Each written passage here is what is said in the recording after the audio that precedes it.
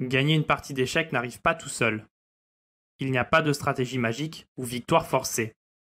Si vous espérez que votre adversaire va faire le travail pour vous et vous donner du matériel, vous n'allez pas gagner beaucoup de parties et vous ne deviendrez jamais très bon. Le seul moyen de gagner aux échecs, c'est de jouer avec une bonne stratégie et d'augmenter son avantage petit à petit jusqu'à ce que votre avantage soit trop grand ou que votre adversaire ne craque sous la pression. La clé pour améliorer votre position, c'est d'activer vos pièces. Une pièce active, c'est une pièce qui utilise au maximum son potentiel. Quand vous commencez une partie d'échecs, aucune de vos pièces n'est active. La plupart ne peuvent même pas bouger.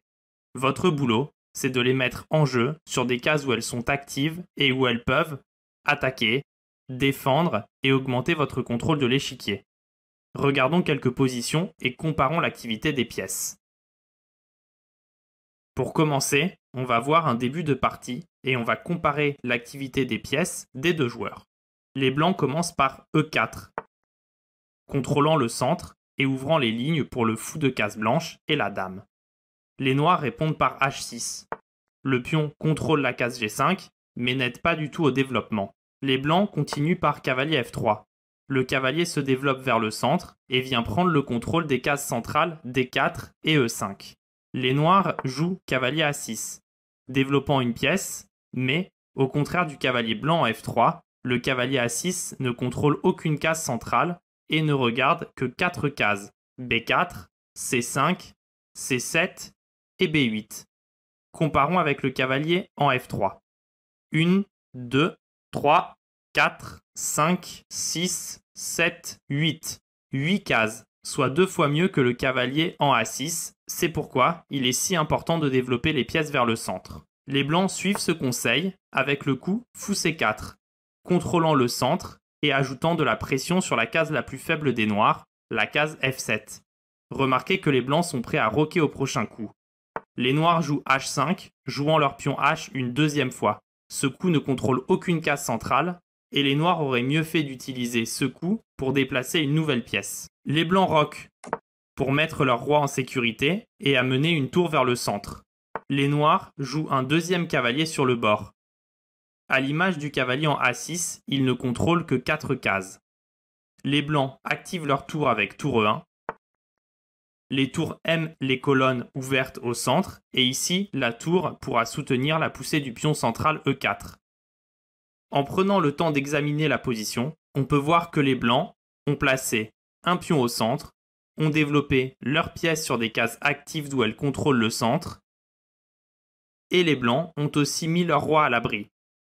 De l'autre côté, les noirs ne contrôlent pas les cases centrales, ont 2 cavaliers sur le bord de l'échiquier, et n'ont déplacé aucun pion permettant le développement des fous ou de la dame. La position des blancs est bien plus active. Regardons une autre position. Prenez un moment pour comparer la position des blancs et des noirs. Quel joueur a les pièces les plus actives? Les blancs ou les noirs? Regardons en premier les pièces blanches. Remarquez que les blancs ont 3 pièces dans le camp ennemi. Le fou en F6, le cavalier en D6 et la tour en C7. Ces 3 pièces sont très actives. Le fou en F6 contrôle des cases importantes devant le roi noir, et il contrôle aussi toute la grande diagonale noire de A1 à H8. Ce fou contrôle aussi la diagonale H4-D8. Il contrôle beaucoup de cases noires dans le camp noir. Le cavalier D6 est aussi très bien placé. Il met la pression sur F7, B7 et sur le fou en C8. Remarquez que la tour en C7 fait la même chose, mettant la pression sur les mêmes 3 cases. La seule pièce n'étant pas dans le camp noir, c'est la tour D1, mais elle contrôle aussi beaucoup de cases et protège le cavalier D6. Comparons maintenant avec les pièces noires. Les noirs n'ont pas de pièces dans le camp adverse, et ils ont encore 3 pièces sur la rangée de départ. La tour en A8, le fou en C8 et la tour en F8. La seule pièce avancée sur l'échiquier, c'est le cavalier en H6, bloqué sur le bord. Remarquez que le cavalier ne peut aller en F5 ou en G4 car les pions blancs pourraient alors le capturer. Les noirs sont paralysés. Regardez le fou en C8. Il ne peut aller qu'en D7, mais cette case est contrôlée par la tour C7. La tour en F8 ne peut pas se déplacer en E8 car elle serait prise par le cavalier, et en D8, c'est le fou qui la mangerait. La seule pièce qui peut se déplacer sans se faire manger, c'est la tour en A8, mais elle ne peut se déplacer qu'en B8 où elle ne ferait pas grand-chose. On peut donc dire, après avoir examiné cette position, que les blancs ont une position très active, alors que les noirs ont des pièces inactives. Regardons une dernière position. Dans cette position, peut-on clairement voir si un des deux joueurs a des pièces plus actives? Examinons la position ensemble. Remarquez que les deux joueurs ont un pion central chacun, D4 et D5. Les deux joueurs ont des fous actifs contrôlant l'aile roi et l'aile dame.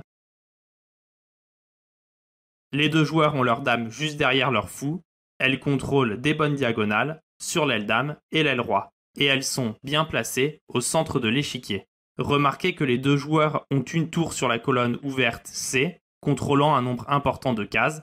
La seule différence entre les deux joueurs, c'est que les blancs ont une tour en E1 contrôlant la colonne ouverte E, alors que les noirs ont une tour en F8 qui est assez inactive sur une colonne fermée. Les noirs règlent donc ce problème en jouant le coup tour E8. Les deux joueurs ont des pièces très actives, on peut dire que cette position est égale ou équilibrée. Maintenant que vous connaissez le concept de l'activité des pièces, c'est à vous de l'utiliser.